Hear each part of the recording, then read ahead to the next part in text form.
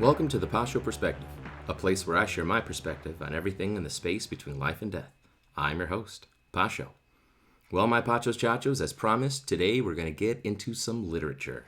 I'll be reading to you for the next couple of weeks Romeo and Juliet by William Shakespeare, or the most excellent and lamentable tragedy of Romeo and Juliet. If you want to look at the original title, it's pretty cool.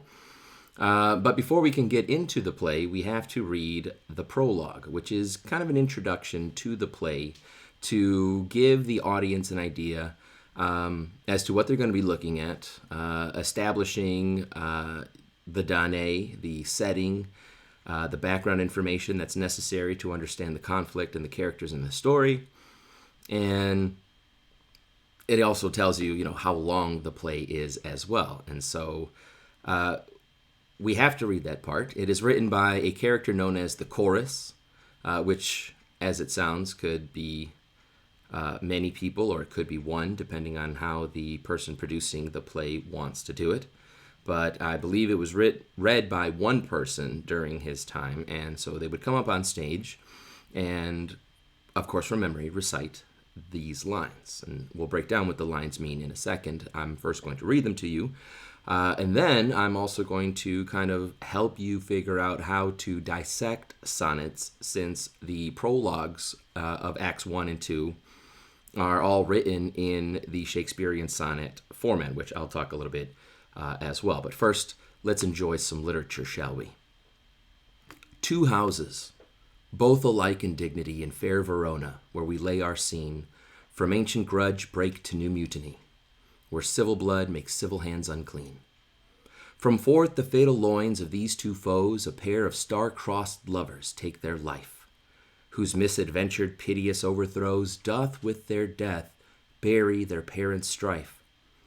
The fearful passage of their death-marked love, and the continuance of their parents' rage, which but their children's end naught could remove, is now the 2 hours' traffic of our stage. The which, if you with patient ears attend, what here shall miss, our toil shall strive to mend. So what in the world did William Shakespeare say? It's usually the question I ask my freshmen, and all of them give me the same kind of confused response, although my smart students kind of know that in the book, if they look at the right-hand margins, it gives them a little interpretation of the major lines in the play. And so, before we read this, of course, I always suggest that they do the same thing. We're here, obviously, we don't have those notes, so let me then give you my perspective of what I think this means, all right? So first of all, when it comes to a sonnet, right, what is a sonnet, right? So a sonnet is a specific poetry form. It is always, when we're talking about the Shakespearean, also known as Elizabethan, also known as English sonnet, we're talking about a 14-line sonnet with a very specific meter of iambic pentameter, meaning that basically there are 10 syllables per line, starting with an unstressed syllable and then ending with a stressed syllable, which I wouldn't concern myself about too much. Usually meter, back in the day, as I was told by a very fantastic woman, Shirley Council, said that meter was first established for the military to kind of give marching beats to the soldiers as they were walking. And of course, reciting literature, not only makes you strong through the marching, but intelligent as well, and definitely more interesting in a conversation. But back to the point. So it's an iambic pentameter, and there is a very specific rhyme scheme of A, B, A, B, C, D, C, D, E, F, E, F, G, G. Now, what does that mean? Well, when you look at the first line in a poem, the very last word, and technically the last syllable sound, you attribute it a letter in the alphabet. And being the first letter then in the poem, you attribute it the first letter in the alphabet. And so we always start every single poem, whatever the word may be, or last syllable, as it were, it's always going to be attributed the letter A. And if the next line then rhymes with it, it would also be attributed the letter A. But if it introduces a new sound, then you go through the alphabet, right? And so at the end of line 1, you have the word dignity, which rhymes with mutiny, right? So you have A and A. Lines 2 and 4 are seen and unclean. Then you have foes and overthrows, life and strife, love and remove. One of my students, actually, a few years ago, did some research and found that the way they pronounced love back in the day was as Louvre. And so back in Shakespeare's time, Louvre, I love you, and remove would then rhyme with each other, where I guess today we would kind of call it a slant rhyme because it's close, but it's not really true and pure. Then we get followed with rage and stage, and we always end a sonnet with a heroic couplet, in this case, attend and mend, to kind of give a finality. You might notice in other plays that when a character is exiting the stage, they usually exit in a heroic couplet, with two rhyming words to kind of finish the thought, and then I get to leave. Reminds me a little bit of like George Costanza from Friends, in that episode where he tells a joke, he gets a good laugh from everybody, and then he leaves because he's like, all right, George is out, right? Got to go out while you're on top, baby, while everybody's laughing and having a good time. And so I think Shakespeare kind of did the same thing. I doubt Seinfeld borrowed it from Shakespeare, but I think it's pretty funny that there are some similarities in, a classic TV show that I would consider a classic TV show, and then some classic literature written by Shakespeare. But anyway, back to the point. So you have the specific rhyme scheme, you have the meter.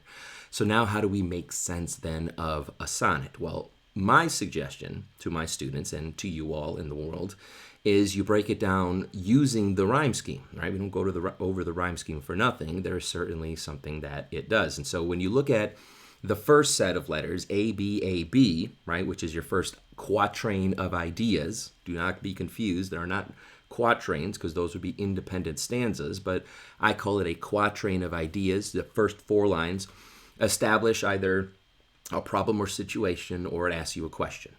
All right, like in Sonnet 18, shall I compare thee to a summer's day? Right, in this case, there's establishing a situation, two households that are both alike in dignity. So what does that mean?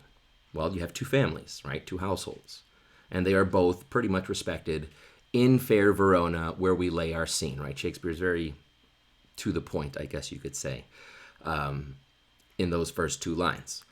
But then we continue on with the other A, B, A, B.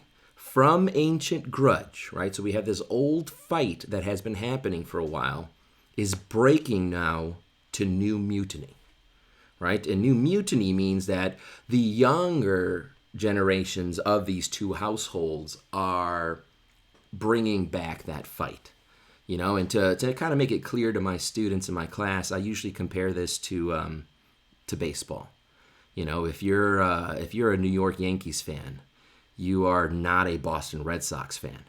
And without knowing, even as a child, you are kind of taught subliminally by your family. If you're like me and you love your family and you follow the same teams as your father does, so you have something to cheer together about. But when you're a Yankees fan, which I'm not, but I'm just using this as an example, go White Sox. If you're a Yankees fan, the Red Sox are in the same division, and so it doesn't make sense to like both of them, because if the Red Sox win, it means that the Yankees didn't win the division, right? And usually because they're in the same division, they have to go against each other more times than you would against other teams, and they can bring your record down or increase their lead from first place, and so then you don't get to win the division and possibly not make the playoffs. And so it's a serious thing. Being a Yankees fan or a Red Sox fan, obviously would be vice versa. And the same thing for all the other teams on in that division. I don't really care about who they are right now, so I'm not going to think about it. But, you would imagine you're not going to like those teams that prevent your team from becoming number one. And so here in Romeo and Juliet, the kids, kind of in the same way that I, picked up my bias as a White Sox fan, and as a White Sox fan, then I don't like the Indians, I don't like the Tigers, I don't like the Royals, I certainly don't like the Yankees. Because, New York and Chicago has always been in competition with each other. Best pizza, best hot dog, best city, skyline, etc.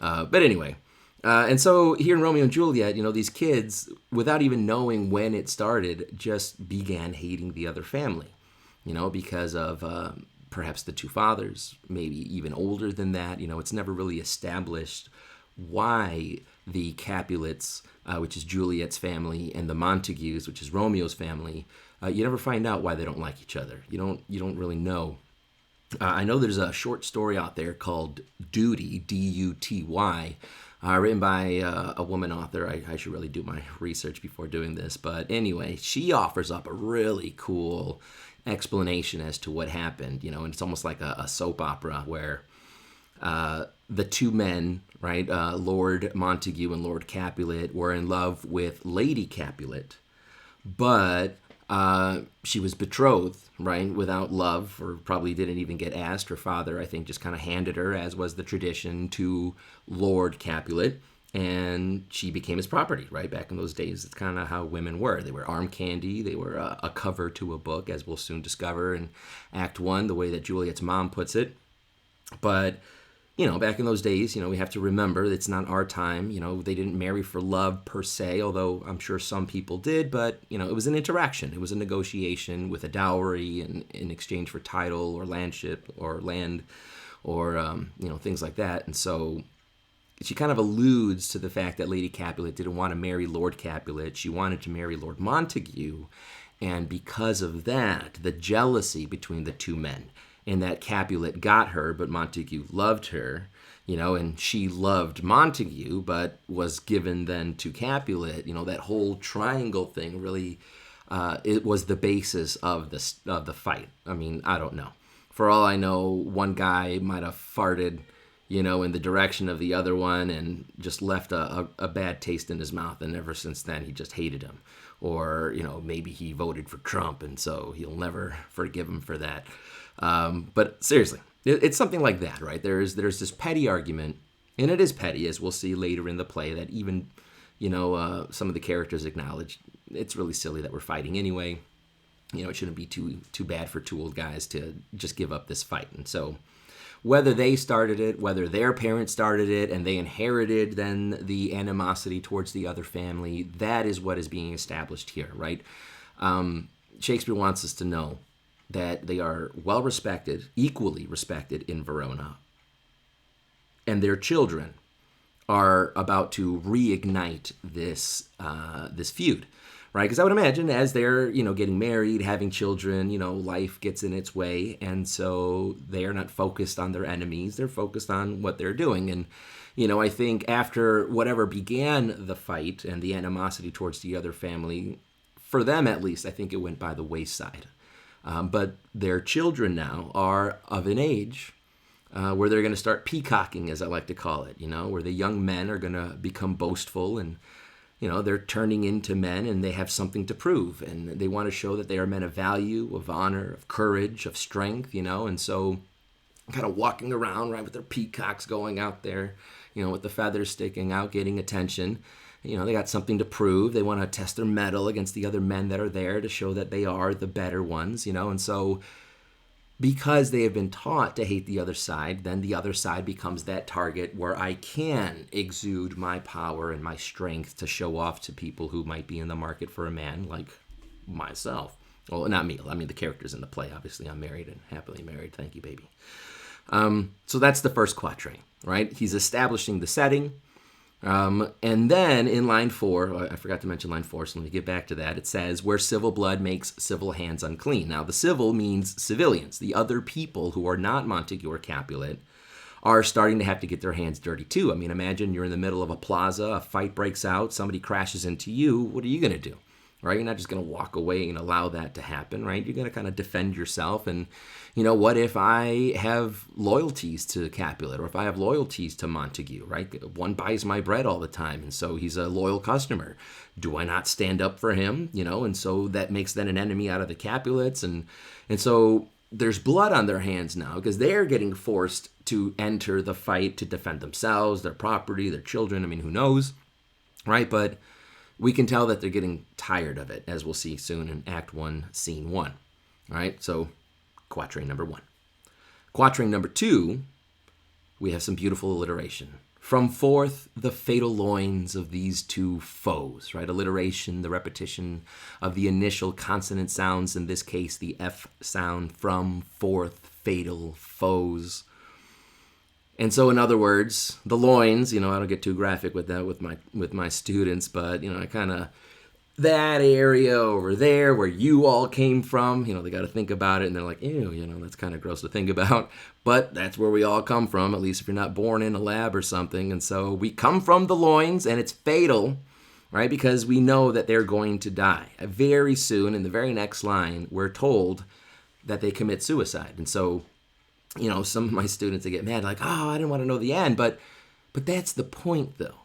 The point is to know that they die at the end. So then the question no longer becomes, what happens at the end? The question then becomes, why did it happen? Did it have to happen? What could have been done differently to avoid this from happening again, right? Because as the audience, we're supposed to learn something from this. We're not just supposed to go there and be entertained. Shakespeare is still read today in America in 2023 because he's still relevant, because his themes were universal. It doesn't matter where you live in the world, you always have teenagers. You always have lust, which is misconstrued for love. You might, not always, but you might have instances of forbidden love, right? I mean, I've met, just in my school alone, I've heard parents tell their kids, I don't want you to date or marry somebody that's not this color, that's not this religion, that doesn't speak this language, that doesn't come from this country, right? And the heart wants what the heart wants. I mean, we try to appease our parents the best we can, but at the end of the day, we have to live with that person for the rest of our life. And yay, my mom likes them, but if I don't, then what the heck am I doing, right? So anyway, we have, again, the establishment that they are foes, right? These two households that are alike in dignity, right? That are breaking now into new mutiny and reigniting that fight between the families. Line 6, then, a pair of star-crossed lovers take their life, right? They commit suicide, and they're star-crossed. And usually here, there's a lot of confusion, or perhaps the fact that they are misconstruing the term, but star-crossed does not mean that you were meant to cross each other's paths and be together. We have to remember that Shakespeare is English, and we'll forgive him for that, but he was English. And so crossed, I always like to relate it to my students as, if you've ever seen Thomas the Tank Engine, when Mr. Topham Hatt gets cross with the engines, he gets angry. And so star-crossed means you have angered the stars. You're doomed. That's what it means. There are doomed lovers who are going to take their life. And why are they doomed? Well, the stars obviously had something else in mind. Romeo, I contend, was meant to be with Rosaline, and I will defend that when we get into Act 2. And Juliet, I got to make a case for one of the characters, Paris. I don't think he is as bad as I think just naturally as an audience we tend to be. We follow a protagonist, and for some reason anybody who gets in that protagonist way we usually vilify, and they become antagonistic. But I don't really think there's antagonistic characters, but I don't think Paris is an antagonistic character. I think he's just a guy that has good intentions, does things old school, as I'll explain when we get to those parts, and unfortunately is a victim that gets in the way of this star-crossed love. All right, and so get that out of your head. Star-crossed does not mean they were meant for each other.